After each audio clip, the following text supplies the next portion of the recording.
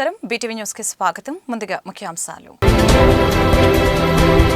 Andhra Pradesh assembly deputy speaker గా ఏకగ్రీవంగా ఎన్నికైన ఉండి ఎమ్మెల్యే కనుమూరి రఘురామకృష్ణంరాజు కుర్చీకి నిండుతనం తెచ్చారంటూ RRRకి సీఎం చంద్రబాబు కితాబు. తెలుగువారి సొంతమైన పంచకట్టుతో తెలుగు బిడ్డల సభకొచ్చారని ప్రశంస. మాజీ సీఎం వైఎస్ జగన్మోహన్ రెడ్డిపై విరుచుకుపడిన APPCC chief chairman YS Sharmila. YS Jaganmohan Reddy తీరు ఆడలేక మద్దెలు ఓడు అన్నట్లుగా ఉందని విమర్శ. అసెంబ్లీకి వెళ్లనప్పుడు మీకు మాకు తేడా ఏంటని ప్రశ్నించిన షర్మిల. విద్యుత్ సర్దుబాటు ఛార్జీల పెంపుపై ఏపీఆర్సీ విధించిన అభ్యంతరాల గడువుని పొడిగించాలన్న సిపిఐ రాష్ట్ర కార్యదర్శి రామకృష్ణ. నవంబర్ నెలాఖరు వరకు గడువు ఇవ్వాలని డిమాండ్. వినియోగదారుల ప్రమేయం లేకుండా స్మార్ట్ మీటర్లు బిగించేందుకు ప్రయత్నం చేస్తున్నారని ధ్వజం. ఆంధ్రప్రదేశ్ అసెంబ్లీ డిప్యూటీ స్పీకర్ గా ఉండి ఎమ్మెల్యే కనుమూరి రఘురామకృష్ణంరాజు ఏకగ్రీవంగా ఎన్నికయ్యారు. కుర్చీకి నిండుతనం తెచ్చారంటూ RRRకి సీఎం చంద్రబాబు కితాబిచ్చారు. తెలుగువారి సొంతమైన పంచకట్టుతో తెలుగు బిడ్డల సభకు వచ్చారని RRRని CM Chandrababu ప్రశంసలతో ముంచెత్తారు. Andhra Pradesh assembly deputy speaker గా ఉండి ఎమ్మెల్యే కనుమూరి రఘురామకృష్ణంరాజు RRR ఏకగ్రీవంగా ఎన్నికయ్యారు. అనంతరం అసెంబ్లీ డిప్యూటీ స్పీకర్ గా ఆయన చేత స్పీకర్ ప్రమాణ స్వీకారం చేయించారు. ఆ తర్వాత డిప్యూటీ స్పీకర్ రఘురామకృష్ణంరాజుని సభాపతి స్థానంలో CM Chandrababu, deputy CM Pawan Kalyan, BJP శాసనసభ పక్షనేత విష్ణుకుమార్ రాజు తోడ్కొని వెళ్లి కూర్చోపెట్టారు. అనంతరం సీఎం చంద్రబాబు నాయుడు మాట్లాడారు. కుర్చీకి మీరు నిండుతనం తెచ్చారంటూ RRRకి కితాబిచ్చారు. కొత్త బాధ్యతతో రఘురామని చూసినప్పుడు చాలా సంతోషంగా ఉందని తెలిపారు. అనంతరం మంత్రులు అచ్చెన్నాయుడు, నాదెండ్ల మనోహర్, సత్యకుమార్ డిప్యూటీ స్పీకర్ RRRకి అభినందనలు తెలియజేశారు. ఆ తర్వాత సభలోని ఎమ్మెల్యేలంతా వెళ్లి రఘురామరాజుకి అభినందనలు తెలిపారు. ఇక అంతకుముందు RRRని సభాపతి స్థానంలో వచ్చి ఆసీనులై డిప్యూటీ స్పీకర్ బాధ్యతలు చేపట్టాలని స్పీకర్ అయ్యన్న పాత్రుడు కోరారు.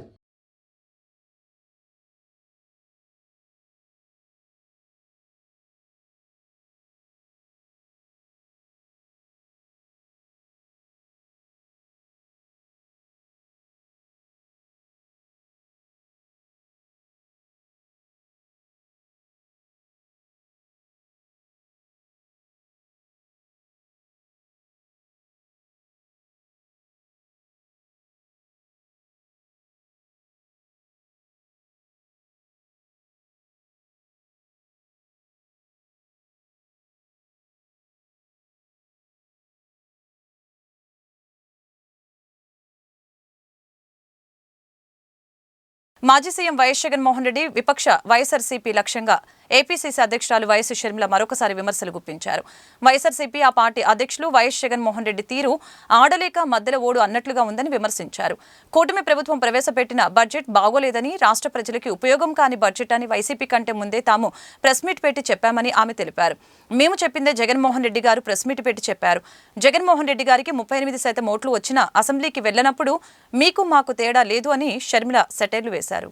జగన్మోహన్ రెడ్డి గారు సమాధానం చెప్పాల్సింది కాంగ్రెస్ పార్టీకి కాదు, రాష్ట్ర ప్రజలకు జగన్మోహన్ రెడ్డి గారు సమాధానం చెప్పాలి. మాకు ఎన్ని ఓట్లు వచ్చాయి అన్న విషయం పక్కన పెడితే జగన్మోహన్ రెడ్డి గారికి అయితే 38% ఓట్లు వచ్చాయి కదా. జగన్మోహన్ రెడ్డి గారి పార్టీకి 11 సీట్లు అయితే వచ్చాయి కదా. మరి ఎందుకు అసెంబ్లీకి వెళ్ళటం లేదు? మీరు ఎమ్మెల్యేలుగా ఉంటే, మెంబర్ ఆఫ్ లెజిస్లేటివ్ అసెంబ్లీ మెంబర్స్గా ఉండి మీరు ఎందుకు వెళ్ళటం లేదు కాబట్టి రాజీనామా చేయండి అని మేము డిమాండ్ చేస్తే ఆ ప్రశ్నకు సమాధానం ఇవ్వకుండా మేము ఇన్సిగ్నిఫికెంట్గా అన్నట్టు మాట్లాడారు జగన్మోహన్ రెడ్డి గారు. జగన్మోహన్ రెడ్డి గారికి సూటి ప్రశ్న, మాకు ఎక్కువ ఓట్లు రాలేదంటున్నారు.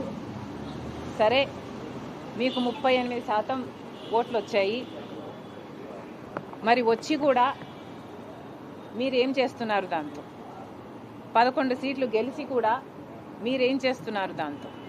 మరొక 11,820 కోట్ల విద్యుత్ సర్దుబాటు ఛార్జీల పెంపుపై ఏపీఆర్సీ విధించిన అభ్యంతరాల గడువుని నవంబర్ 19 నుంచి నవంబర్ నెలాఖరు వరకు పొడిగించాలని సిపిఐ రాష్ట్ర కార్యదర్శి కె రామకృష్ణ డిమాండ్ చేశారు. వినియోగదారుల ప్రమేయం లేకుండా స్మార్ట్ మీటర్లు బిగించేందుకు ప్రయత్నం చేస్తున్నారని, తద్వారా వినియోగదారులపై వేల కోట్ల భారం పడుతుందని వ్యాఖ్యానించారు. ఈ మేరకు కె రామకృష్ణ ప్రకటన విడుదల చేసి మాట్లాడారు. ఏపీ ఎలక్ట్రిసిటీ రెగ్యులేషన్ కమిషనర్ వారు వేసిన 2022-23 ఆర్థిక సంవత్సరానికి చెందిన విద్యుత్ సర్దుబాటు ఛార్జీలు 6,072 కోట్ల విద్యుత్ భారం డిసెంబర్ నెల నుంచి వినియోగదారులు కట్టవలసిన పరిస్థితి ఏర్పడిందని చెప్పారు. దీనికి అదనంగా 2023-24 సంవత్సరానికి సంబంధించి మరొక 11,820 కోట్లు విద్యుత్ భారాలను మోపేందుకు సిద్ధంగా ఉందని, దీనిపై అభ్యంతరాలు తెలిపేందుకు నవంబర్ 19 వరకు ఏపీఆర్సీ గడువు ప్రకటించిందని తెలియజేశారు. అదేవిధంగా అభ్యంతరాలపై విచారణ జరపాల్సిన అభ్యంతరాలు తెలిపిన వారి నుంచి కూడా వ్యక్తిగతంగానూ ఆన్లైన్ విచారణ ద్వారా సూచనలు పరిగణలోకి తీసుకోవాలని కోరుతున్నట్లు తెలిపారు. ఏపీ ఎలక్ట్రిసిటీ రెగ్యులేటరీ కమిషన్ వారు ప్రకటించినట్టుగా 6,072 కోట్ల రూపాయల భారాన్ని విద్యుత్ వినియోగదారులు చెల్లించబోతా ఉన్నారు. దీనికి అదనంగా ఇవాళ 11,820 కోట్ల రూపాయల భారాన్ని మోపడానికి రెగ్యులేటరీ కమిషన్ వారు ప్రయత్నం చేస్తూ ఉన్నారు. దానిపైన అభ్యంతరాలు ఏమైనా ఉంటే తెలియజేయమని ఈ నెల 19వ తేదీ వరకు మాత్రమే వారు గడువు విధించారు. కాబట్టి మేము ఇవాళ రెగ్యులేటరీ కమిషన్ వారికి విజ్ఞప్తి చేస్తూ ఉన్నాం. ఈ నెల 19వ తేదీ గడువుని ఖచ్చితంగా ఈ నెలాఖరు వరకు పెంచాలని ఇప్పుడు కూడా విజ్ఞప్తి చేస్తూ ఉన్నాం. అదేవిధంగా అభ్యంతరాలు స్వీకరించడమే కాకుండా దీనిపైన విచారణ కూడా నిర్వహించాలని కోరుతాం. ఎందుకంటే ఎవరైతే అభ్యంతరాలు చెప్పింటారో వారు పర్సనల్గాను లేదంటే ఆన్లైన్ ద్వారా అటెండ్ అయ్యి తమ అభ్యంతరాలు ఎందుకు అభ్యంతరం చెప్తున్నామో దానిపైన విచారణలో పాల్గొంటే మరిన్ని విషయాలు కమిషన్ దృష్టికి తేవడానికి అవకాశం ఉంటుంది. ఆ రకంగా అవకాశం కల్పించాలని చెప్పి కమిషన్ వారిని కోరుతా ఉన్నాం. దీనికి తోడు ఇవాళ ప్రభుత్వం స్మార్ట్ మీటర్లు బిగించడానికి ఆల్రెడీ ప్రయత్నం చేస్తూ ఉన్నారు. వినియోగదారుల యొక్క ప్రమేయం లేకుండా కానీ వారి పర్మిషన్ లేకుండా కానీ వాళ్ళ స్మార్ట్ మీటర్స్ బిగించడానికి ప్రయత్నం చేస్తూ ఉన్నారు. తద్వారా వినియోగదారులపైన వేల కోట్ల రూపాయల భారాన్ని మోపోతూ ఉన్నారు. తెలుగుదేశం పార్టీ అధికారంలో లేనప్పుడు, ప్రతిపక్షంలో ఉన్నప్పుడు వారు కూడా మాతో పాటు స్మార్ట్ మీటర్లు వ్యతిరేకించారు. ఇవాళ అధికారం వచ్చిన తర్వాత మళ్ళీ స్మార్ట్ మీటర్లు బిగించడానికి వాళ్ళు ప్రయత్నం చేస్తూ ఉన్నారు. మరో 7,000 కోట్ల రూపాయల భారాన్ని. విజయవాడ కనకదుర్గమ్మను ఆధ్యాత్మిక గురువులు రవిశంకర్ దర్శించుకున్నారు. వీరికి దేవస్థానం ఈవో కెఎస్ రామారావు ఆలయ మర్యాదలతో ఘన స్వాగతం పలికారు. దుర్గమ్మ దర్శనం అనంతరం అమ్మవారి చిత్రపటం ప్రసాదాన్ని రవిశంకర్కి అందజేశారు.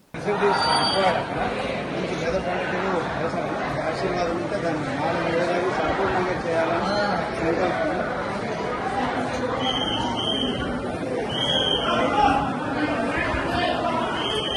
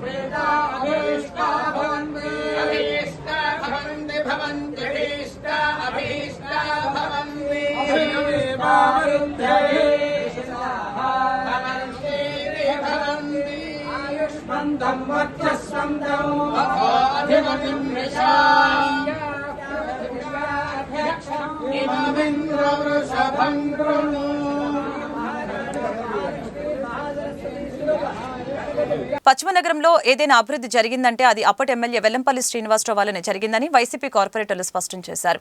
అప్పుడు దేవుడు అన్నవారే ఇప్పుడు పార్టీ మారి వెల్లంపల్లిని దూషించడం హాస్యాస్పదంగా ఉందని చెప్పారు. వెల్లంపల్లిపై బురద చల్లితే సహించేది లేదని అన్నారు. బ్రాహ్మణ వీధిలో గల పశ్చిమ నియోజకవర్గ వైసీపీ కార్యాలయంలో పశ్చిమ నియోజకవర్గ వైకాపా కార్పొరేటర్ల ఆధ్వర్యంలో మీడియా సమావేశం నిర్వహించారు. ఈ సమావేశంలో కార్పొరేటర్లు మండేపూడి చటర్జీ, పడిగిపాటి చైతన్యరెడ్డి, ఎండి ఇర్ఫాన్, సీరంశెట్టి పూర్ణ, పార్టీ మైనార్టీ నాయకులు హైతు పాల్గొన్నారు. అలాగే ఈ సమావేశంలో వారు మాట్లాడుతూ పశ్చిమ నియోజకవర్గం అంటే మొదటిగా గుర్తుకు వచ్చే వ్యక్తి వెల్లంపల్లి అని, పశ్చిమ నియోజకవర్గానికి అభివృద్ధి బాటలు వేసిన ఘనమైన చరిత్ర వెల్లంపల్లికే దక్కుతుందని తెలియజేశారు. అటువంటి వెల్లంపల్లిపై బురద చల్లటం సబబు కాదని అన్నారు. స్టేడియం నిర్మాణాన్ని అడ్డుకున్నది నాటి మీ కూటమి నాయకులు కాదా అని ప్రశ్నించారు. 5 నెలల కాలంలో సుజనా చౌదరి చేసిన అభివృద్ధి ఏమిటో బహిరంగపరచాలని సవాల్ విసిరారు. వైసీపీని వీడి వెళ్లిన కార్పొరేటర్లు వాస్తవాలు మాట్లాడాలని విజ్ఞప్తి చేశారు. కూటమి నాయకులు అని చెప్పి కొంతమంది వెల్లంపల్లి గారి మీద వైఎస్ఆర్ కాంగ్రెస్ పార్టీ మీద వ్యతిరేకంగా ప్రెస్ మీట్ పెట్టడం జరిగింది. అది ప్రజలందరూ కూడా గమనిస్తూనే ఉన్నారు. మీరు కూడా ఒకసారి గమనించండి. ప్రెస్ మీట్ పెట్టిన అటూ శ్రీరామ్ గారు, మీ చుట్టూ ఉన్నోళ్ళు ఏ పార్టీకి సంబంధించిన వాళ్ళు ఏ పార్టీ నుంచి వచ్చారు, ఏ పార్టీ నుంచి వచ్చి మీ పార్టీలో కూర్చొని వాళ్ళు ప్రెస్ మీట్ పెట్టారో ఒకసారి ఆలోచించండి. ఆ వెళ్ళిన కార్పొరేటర్ అందరూ కూడా మీరు ఒక విషయం మర్చిపోదు. వెల్లంపల్లి గారు ఇలా చేశారు అలా చేశారు అని చెప్పి మీరు మాట్లాడారు. కరెక్ట్, వెల్లంపల్లి గారు చేశారా? చేస్తే ఆ రోజు ఏం చేశారు మీరు? ఆ రోజు ఎందుకు ప్రశ్నించాలా? ఇదే వెల్లంపల్లి శ్రీనివాస్ గారిని ఎందుకు ప్రశ్నించాలా? ఇవాళ ఎందుకు పార్టీ మారిన తర్వాత ప్రశ్నిస్తున్నారు? అంటే దీనిలో స్వార్థం అనుకోవాలా, లేకపోతే రాజకీయం అనుకోవాలా? రాజకీయాల్లో సభాలక్ష్యం ఉండొచ్చు, కానీ వ్యక్తిగత దోషణ అన్నది కరెక్ట్ కాదని చెప్పి నా అభిప్రాయం.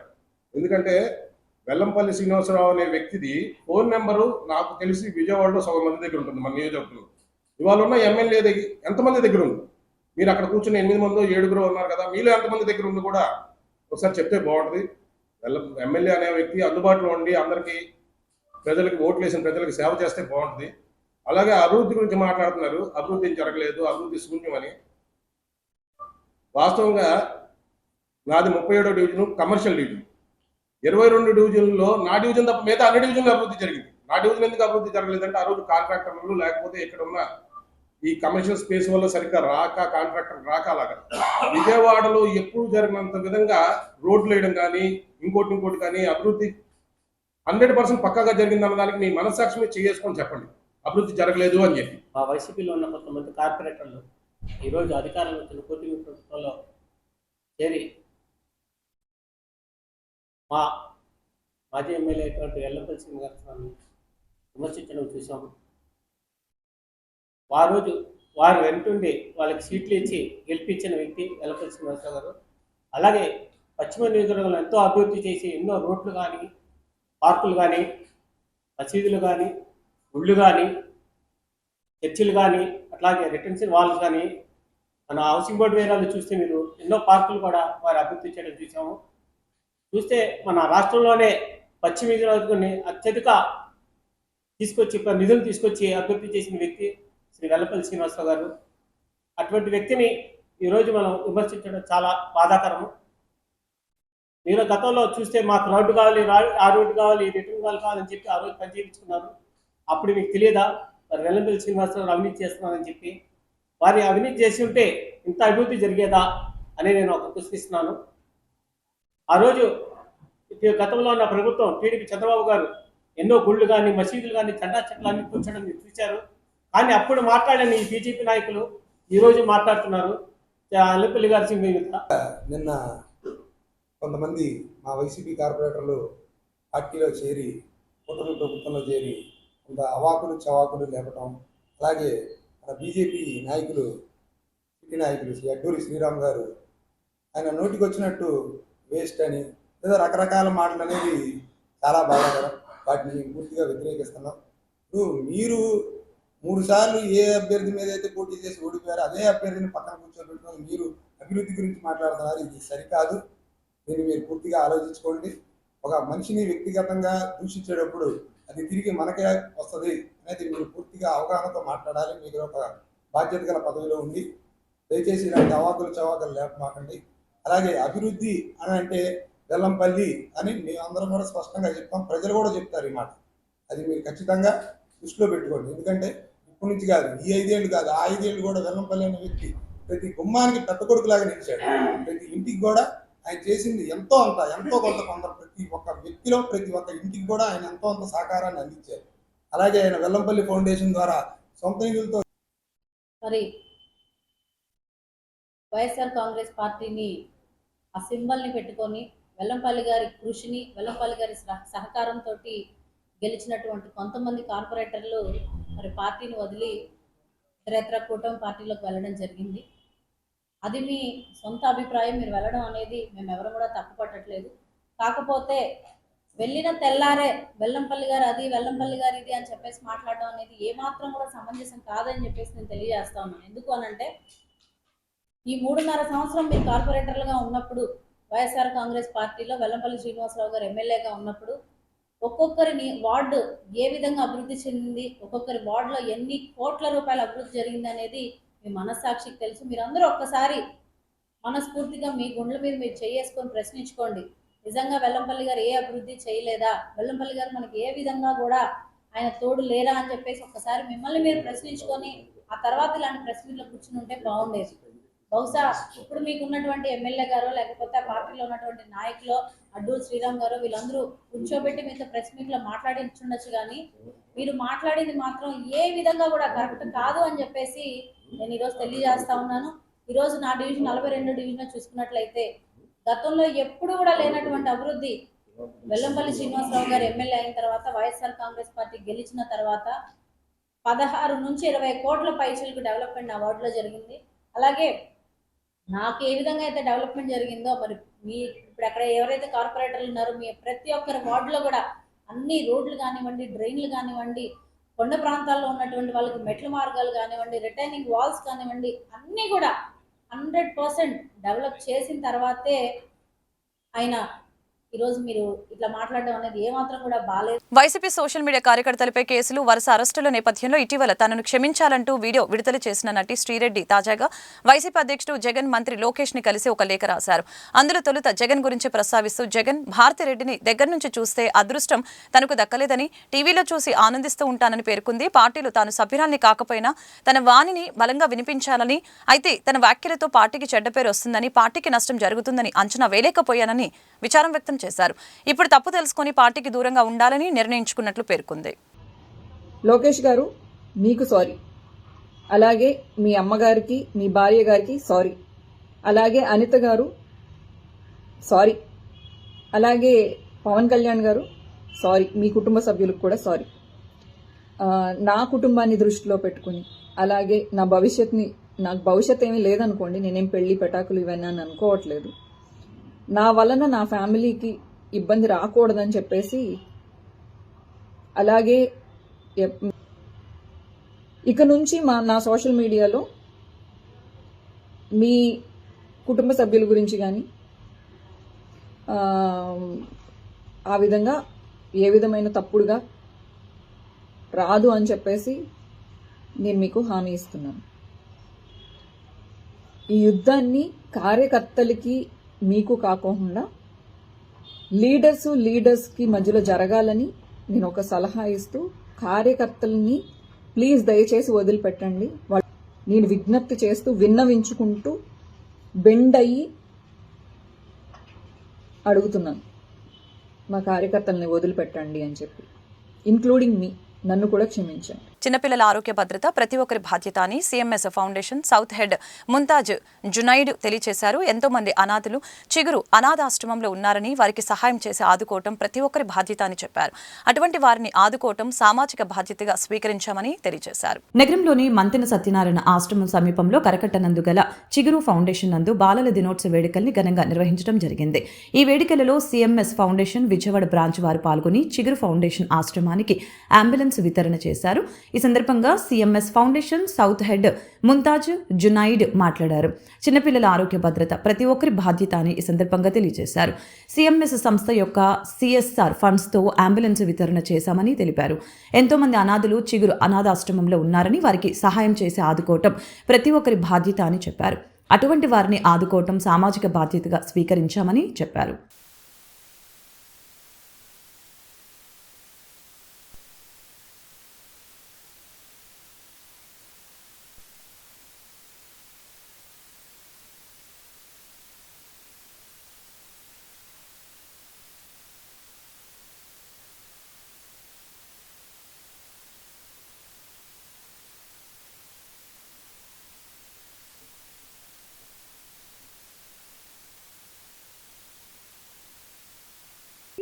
నేను వచ్చి బిజినెస్ ఆపరేషన్స్ డైరెక్టర్ సిఎంఎస్ ఇన్ఫోసిస్టమ్స్లో. నేను మొత్తం సౌత్ వెస్ట్ చూసుకుంటాను. So I lead Karnataka.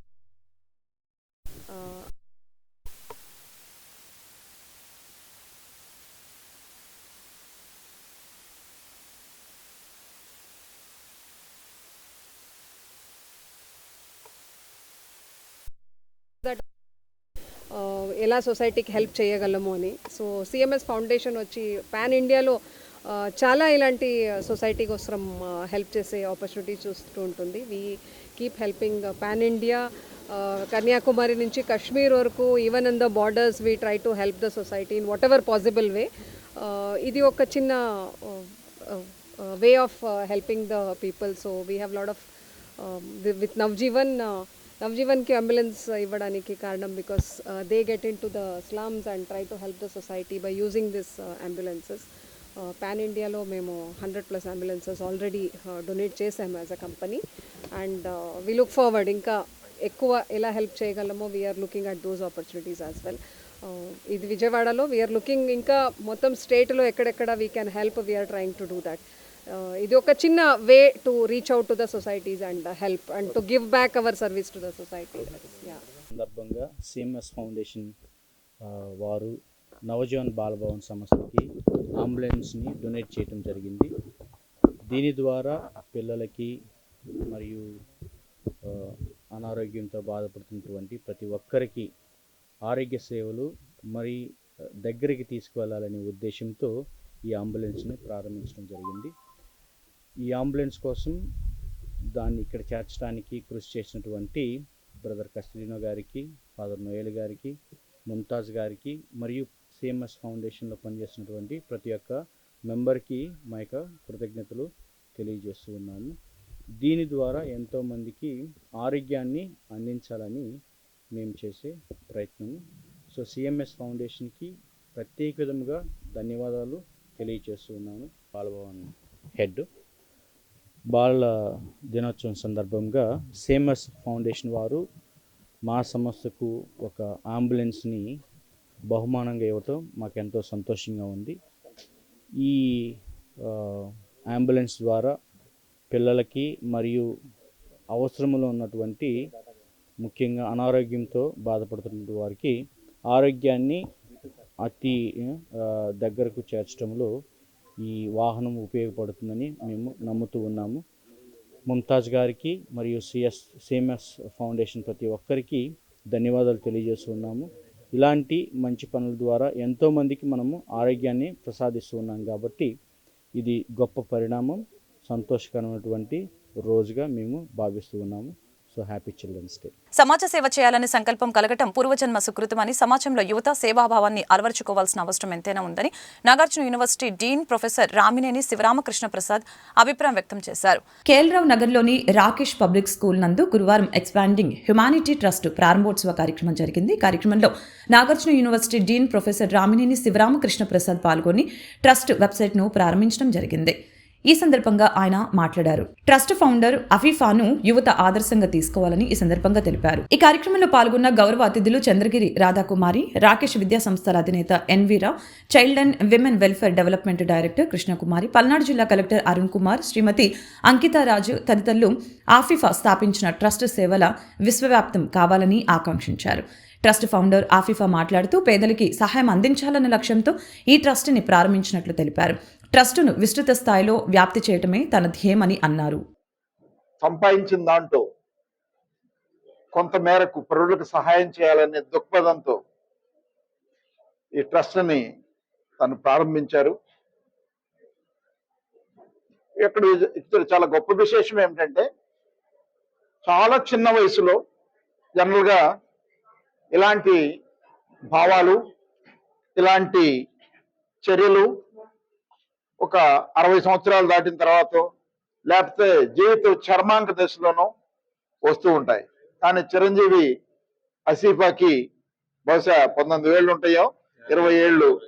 ఈ వయసులోనే పరులకి, సొసైటీకి, అదేవిధంగా రాష్ట్రానికి, దేశానికి, వీలైతే ప్రపంచంలో కొంతమందికి సహాయం చేయాలనేటువంటి దృక్పథం తన మదిలో మెలగటం అనేది చాలా అది పూర్వజన్మ సుకృతం. రెండోది భగవంతుడు తనకిచ్చినటువంటి ఆశీస్సులు. ఈ ఆశీస్సులతోటి తను ఫ్యూచర్లో ఒకప్పుడు ఏంటంటే ఫిలాంథ్రఫిక్ పీపుల్ అని ఉండేవాళ్ళు, పిల్లలు లేని వాళ్ళు, లేకపోతే బాగా సంపద సేకరించిన వాళ్ళు. వీరంతా కూడా వాళ్ళు సంపాదించినటువంటి సంపదలో కానివ్వండి, వాళ్ళు సంపాదించినటువంటి ప్రాఫిట్స్ లో కానివ్వండి, కొంత భాగము సొసైటీ కోసం, ఆపదలో ఉన్న మనుషుల కోసం. హ్యుమానిటీ ట్రస్ట్ అనేది ఎప్పటి నుంచో ఉన్న కళ నాకు. చిన్న వయసు అయినా నేను చిన్నప్పటి నుంచి మా పేరెంట్స్ ని చూసి పెరిగాను. My mother is an IPS officer. ఆవిడ ఎన్నో సేవలు చేశారు. అలా సేవలు చేసి ఎన్నో ఫ్యామిలీస్ ని ఆదుకున్నారు, కాపాడారు. ఒక దేవతలా చూస్తారు ఆవిడ్ని. అలా చూస్తున్నప్పుడు వాళ్ళ కళ్ళల్లో ఉండే ఆ ఆనందము అది వేరుగా ఉంటుంది. ఆనందం ఎంతమందిలో అయితే అంతమందిలో చూడాలన్నది నా కోరిక. దానికోసం నా సహాయశక్తిలా నేను ప్రయత్నిస్తాను. ఈ ఎక్స్పాండింగ్ హ్యుమానిటీ ట్రస్ట్ అన్నది రాష్ట్రానికి, దేశానికి, వీలైతే ఇంటర్నేషనల్ గా కూడా తీసుకెళ్ళడానికి నా సహాయశక్తిలా నేను ప్రయత్నిస్తాను. ఇది ముఖ్యంగా health care, education and women empowerment మీద బేస్ చేసుకొని, అవే కాకుండా మిగతా అన్నదానము, ప్లాంటేషన్, కమ్యూనిటీ సర్వీస్ ఇలాంటివి కూడా ప్రజలకి అందించేలాగా మేము ట్రై చేస్తాము. ఎవరెవరికి అయితే ఒక చిన్న డ్రీమ్ ఉన్నా, చిన్న కళ ఉన్నా, చిన్న నీడ్ ఉన్నా మేము ఆదుకుంటాము. ఈరోజు మా స్కూల్లో చక్కటి కార్యక్రమాన్ని చిన్నారి రూహి అంటాం మేము. ఆ రూహి ఈరోజు ఇక్కడ స్టార్ట్ చేయడం చాలా సంతోషంగా ఉంది. తను ఈ వయసులో ఇతరులకు సమాజానికి సేవ చేయాలని ఆలోచించే పిల్లలు చాలా తక్కువ మంది ఉంటారు. నాకు వచ్చి ఇలా నేను పెడతాను, నా ఆశ్చర్యపోయాలా, నేను వాలంటీర్ ఆర్గనైజేషన్ స్టార్ట్ చేద్దాం అనుకుంటున్నానండి. మరి చెప్పావా మమ్మీ డాడీకి చెప్పాను డాడీ, వాళ్ళు కూడా అంకుల్ వాళ్ళు కూడా సపోర్ట్ చేస్తానండి. సరే నన్ను కూడా ట్రస్టీగా ఉండమంది, నేను కూడా నా చేతనైన సహాయం చేస్తాను, దాంట్లో ఉంటానని చెప్పన్నా. తన ఏదైతే ఆశయాలు ఉన్నాయో ఆ ఆశయాలకి పెద్దవాళ్ళకి మనం దీవిస్తూ మన చేతనైన సహాయం చేస్తూ ఈ సమాజ సేవ అనేటువంటి బాల్యం నుంచే పిల్లలందరూ నేర్చుకోవాలనే సంకల్పంతో ఈ రోజు బాలల దినోత్సవం రోజు దీన్ని ప్రారంభం చేయడం, దానికి గౌరవనీయులు పెద్దలు మా ప్రొఫెసర్ గారు శ్రీరామ్ ప్రసాద్ గారు, ఇంకా రాధాకుమారి గారు, మేడం కృష్ణకుమారి గారు ఈరోజు రావడం చాలా సంతోషం. Thank you. విద్యార్థులకి విద్యతో పాటు ఆటపాటలు ఎంతో అవసరమని వేద English medium school correspondent and secretary Boppana Usharani అన్నారు. ఆటపాటల్లో ప్రతిభ చూపించే విద్యార్థుల్ని ఎప్పుడు ప్రోత్సహిస్తామని చెప్పారు. వారికి సర్టిఫికెట్స్తో పాటు బహుమతులు ఇస్తున్నట్లు చెప్పారు. తమ స్కూల్లో అవకాశం ఉంటే విద్యను ఉచితంగా ఇస్తాం, కానీ అమ్ముకునే పరిస్థితి రాదని అన్నారు. సింగ్నగర్ ఫ్లైఓవర్ సమీపంలోని వేద ఇంగ్లీష్ మీడియం స్కూల్ నందు చిల్డ్రన్స్ డే వేడుకలు కన్నుల పండుగ జరిగాయి. వేడుకల్లో భాగంగా చిన్నారులు ప్రదర్శించిన నృత్యాలు అందరినీ ఎంతగానో అలరించాయి. చిన్నారుల ఫ్యాన్సీ డ్రెస్ కాంపిటీషన్స్ అందరినీ కనువిందు చేశాయి.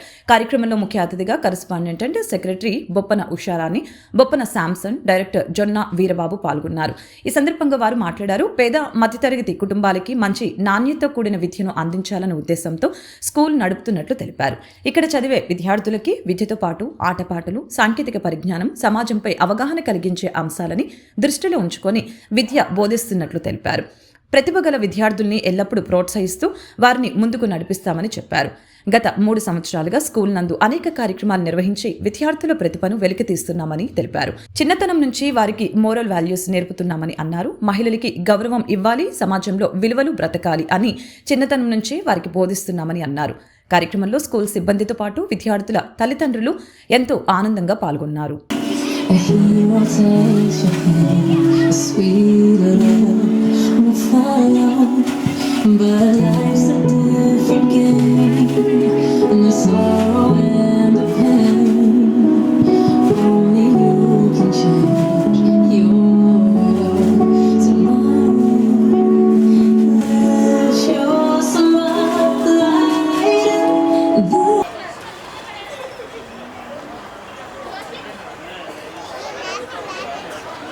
హ్యాపీగా ఉంచగలుగుతుంది. కొన్ని సందర్భాల్లో ఎంత డబ్బున్నా కూడా. నమస్కారం, మాది వేద ఇంగ్లీష్ మీడియం ఫస్ట్ బ్రాంచ్. ఇది నిన్న సెకండ్ బ్రాంచ్ అక్కడ అక్కడ సెకండ్ బ్రాంచ్ మేము జరుపుకున్నాం. ఇది ఫస్ట్ బ్రాంచ్ అండి. ఫస్ట్ బ్రాంచి మా ఈ ఫస్ట్ బ్రాంచ్లో చిల్డ్రన్స్ డే జరుపుకుంటున్నాం. ఇక్కడ మా పిల్లలకి విద్యతో పాటు మంచి నడవడిక, ఆటలు పాటలు, అంతేకాకుండా మంచి ఎథిక్స్ ఉన్న ఈ నేర్పుతున్నాం మేము. ఈ చిల్డ్రన్స్ డే రోజున ప్రతి పేరెంటు వాళ్ళ పిల్లల్ని వేరు కాస్ట్యూమ్స్తో తీర్చిదిద్ది పిల్లల్ని తీసుకొచ్చి చాలా మోటివేట్ చేసి స్టేజ్ మీదకి తీసుకురావడం జరుగుతుంది.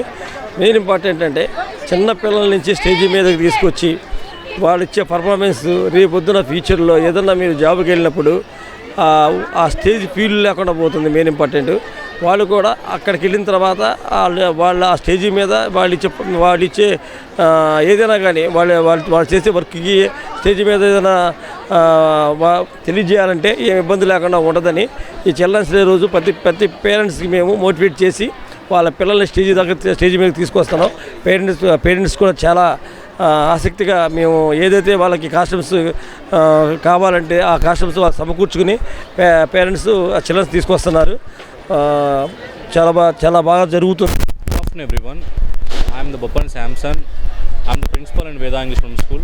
ఈరోజు వేదా ఇంగ్లీష్ మీడియం స్కూల్లో చిల్డ్రన్స్ సెలబ్రేషన్స్ జరపడం చాలా ఆనందంగా ఉంది. వందలాది మంది విద్యార్థుల సమక్షంలో మా వేదా స్కూల్ విద్యార్థులు చదువుల్లోనే కాదు ఆటపాటల్లో కూడా వాళ్ళ టాలెంట్, వాళ్ళ ప్రతిభను చూపిస్తూ ఉన్నారు. సో స్టడీస్లో మాత్రమే కాదు వాళ్ళకున్నటువంటి ప్రతిభని ఎంకరేజ్ చేసే విధంగా వేదా ఇంగ్లీష్ మీడియం ఉంది. ఇందాకడే చూసుకున్నాం, ఒక మంచి కాన్సెప్ట్, ఒక నాటకాన్ని ప్రదర్శించారు. అదేవిధంగా వీరు ఫ్యాషన్ షోకి సంబంధించినటువంటి కాంపిటీషన్ కూడా జరుపుకుంటాం. అలాగే చెస్, ఇంకా కరాటే కాంపిటీషన్స్ క్లాసెస్తో పాటు స్పోకెన్ ఇంగ్లీష్ క్లాసెస్ కూడా మనం నిర్వర్తిస్తున్నాం స్కూల్స్లో. సో విద్యార్థులందరికీ కూడా నైతిక విలువలతో కూడినటువంటి విద్యని అందించే క్రమంలో వేదా ఇంగ్లీష్ స్కూల్ ముందుకు వెళ్తూ ఉంది. No discipline, no education. క్రమశిక్షణ లేనిదే విద్య లేదు అని చెప్పేసి పాతకాలంలో ఉంటారు. క్రమశిక్షణ విద్య ఉన్నప్పుడే వాడు ఉన్నతమైన విద్యార్థిగా తీర్చిదిద్దబడతారని చెప్పేసి వేదా ఇంగ్లీష్ మీడియం స్కూల్ భావిస్తుంది. సో పేరెంట్స్ అందరికీ కూడా నైతిక విలువలతో కూడిన విద్యని అందించే విధంగా వేదా ఇంగ్లీష్ మీడియం స్కూల్ ముందుకు వెళ్తుందని చెప్పేసి ఈ సందర్భంగా తల్లిదండ్రులందరికీ, విద్యార్థులకి మరొకసారి హృదయపూర్వక చిల్డ్రన్స్ డే శుభాకాంక్షలు తెలియజేస్తా ఉన్నాం. Thank you. Suryani, one of the member of Veda English Medium Schools Board. Today we are here to commemorating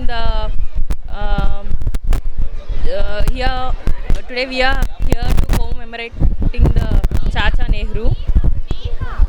Veda English Medium Schools third children's day జరుపుకుంటుంది. చాలా హ్యాపీగా ఉంది. వేదా ఇంగ్లీష్ మీడియం స్కూల్స్ చదువులోనే కాదు నైతిక విలువలు నేర్పించడానికి, డిసిప్లిన్ నేర్పించడానికి ఎప్పుడూ ముందుంటుంది. అలాగే కమ్యూనికేషన్ నేర్పించడానికి అండ్ సమాజంలో ఎలా నడవాలి అనేది వేదా ఇంగ్లీష్ మీడియం స్కూల్స్ ఎప్పుడూ ముందుండి నేర్పిస్తుంది.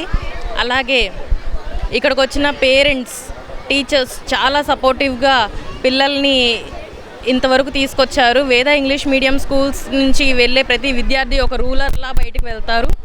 అది మాత్రం వేద ఇంగ్లీష్ మీడియం స్కూల్స్ బోర్డు మెంబర్గా నేను చాలా గట్టిగా నమ్ముతున్నాను. Thank you. Secretary and correspondent of Veda schools. ఈరోజు ఇక్కడ మనం Veda school 3rd children's day celebration జరుపుకోబోతున్నాము. సక్సెస్ఫుల్గా జరుగుతున్నాయి. పేరెంట్స్ అందరూ చాలా సపోర్ట్ చేశారు. పిల్లలు చక్కగా చాలా డిఫరెంట్స్ ఆఫ్ ఫ్యాన్సీ డ్రెస్సెస్లో వచ్చారు. 2-3 డేస్ నుంచి కూడా డ్యాన్స్ ప్రాక్టీస్ చేస్తున్నారు. గేమ్స్ జరుగుతున్నాయి. పిల్లలు కూడా చాలా ఎక్కడ అలసిపోకుండా చాలా చక్కగా గేమ్స్ ఆడారు. ఇప్పుడు డ్యాన్స్ ప్రోగ్రామ్స్ ఉన్నాయి. సో మా సైడ్ నుంచి మేము విలువలతో కూడిన విద్యను ఇవ్వాలి పిల్లలకి. చదువు అనేది ఏ పాఠశాలలోనైనా చెప్తారు, ఏ స్కూల్స్లోనే education is common, but moral values important. ఈరోజు సమాజంలో ఆడవాళ్ళ పట్ల ఎన్ని ధర్నాలు జరుగుతున్నాయి, ఎన్ని ఇన్సిడెంట్స్ జరుగుతున్నాయి, ఎంతమంది బయటకు వచ్చి ఎంత సపోర్టివ్గా మాట్లాడినా ఆడవాళ్ళ పట్ల అరాచకాలు జరుగుతూనే ఉన్నాయి. అది ఎక్కడి నుంచి అంటే ఈ చైల్డ్హుడ్ నుంచే మనం వాళ్ళని ఉమెన్స్ పట్ల రెస్పెక్ట్ ఎలా చేయాలి, ఎల్డర్స్కి ఎలా రెస్పెక్ట్ చేయాలని మనం నేర్పించాలి. సో ఇక్కడ మా స్కూల్స్ తరపున ఎవరైతే చిల్డ్రన్ ఉన్నారో వాళ్ళకి చిన్నప్పటి నుంచే మేము ఆ విలువలతో కూడిన విద్యను ఇవ్వాలి, ఉమెన్స్ పట్ల ఎల్డర్స్ పట్ల రెస్పెక్ట్ నేర్పించాలని అనుకుంటున్నాము. చేయగలము అని మనస్ఫూర్తిగా నమ్ముతున్నాను. Thank you so much. Thank you. Usharani, secretary and correspondent of Veda schools. నగరంలోని దుర్గా కోఆపరేటివ్ బ్యాంక్ లైసెన్స్ రద్దు చేస్తున్న క్రమంలో బ్యాంక్ డిపాజిట్దారులకి అందరికీ వడ్డీతో సహా చెల్లించాలని డిమాండ్ చేశారు. డిపాజిటర్ల పక్షాన సిపిఐ పార్టీ అనేక పోరాటాలు చేసిందని తెలిపారు. డిపాజిటర్లకి సంపూర్ణ న్యాయం చేసేలా ప్రభుత్వం చర్యలు తీసుకోవాలని విజ్ఞప్తి చేశారు. ఈ సమావేశంలో నగర కార్యదర్శి జి కోటేశ్వరరావు మాట్లాడారు. నగరంలోని 3 ఎమ్మెల్యేలు ఉన్న డిపాజిటర్లకి న్యాయం జరగలేదని చెప్పారు. సామాన్య ప్రజలు తమ కష్టార్జితాన్ని ప్రత్యేక అవసరాల కోసం బ్యాంకులు దాచుకున్నారని, బ్యాంకు లైసెన్సు రద్దు చేస్తూనే క్రమంలో డిపాజిటర్ల పరిస్థితి అయోమయంగా పడిందని తెలిపారు. అలాగనే గతంలో బ్యాంకు పాలకపక్షం చేసిన తప్పిదాలు నేడు డిపాజిటర్లకి శాపంగా మారాయని మండిపడ్డారు. ప్రభుత్వం జోక్యం చేసుకుని డిపాజిటర్లకి సంపూర్ణ న్యాయం చేసేందుకు చర్యలు తీసుకోవాలని అన్నారు. సమావేశంలో సిపిఐ నగర కార్యదర్శి వర్గ సభ్యులు పంచదార్ల దుర్గాంబ, తాడి పైడయ్య, కార్యవర్గ సభ్యులు కెవి భాస్కర్రావు, కొట్టు రమణారావు పాల్గొన్నారు.